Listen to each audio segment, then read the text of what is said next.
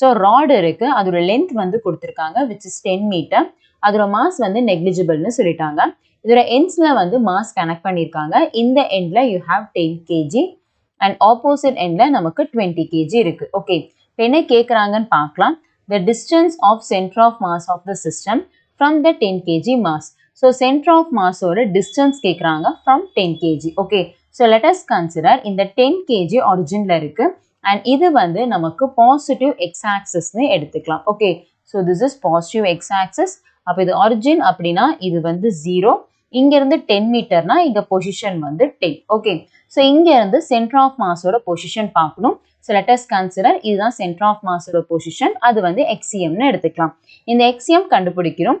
அதோட formula XCM is equal to M1 x1 plus M2 x2 by M1 plus M2. Okay, so இங்க M1ன்றது mass, where X is a position. So இங்க M1ன்றது 10 kgன்னு எடுத்துக்கலாம். அப்போ 10 into x1ன்றது பொசிஷன். ஸோ பொசிஷன் நமக்கு ஒரிஜினில் இருக்கிறனால 0ன்னு எடுத்துக்கலாம். ஸோ 0 plus M2ன்றது நமக்கு 20. ஸோ 20 into x2ன்றது இங்கேருந்து 10 மீட்டர் தள்ளி இருக்குது. தட் இஸ் பொசிஷன் 10ல இருக்குது.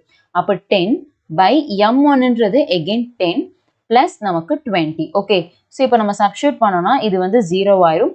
ப்ளஸ் நமக்கு இங்கே 200 by 30ன்னு வரும். ஓகே, ஸோ 0 0 கேன்சல் ஆயிடுச்சு. Balance 20 by 3 metre. ஸோ இதுதான் நமக்கு சென்டர் ஆஃப் மாஸோட position with is XCM. So option பார்க்கலாம். Option 4 is a right answer.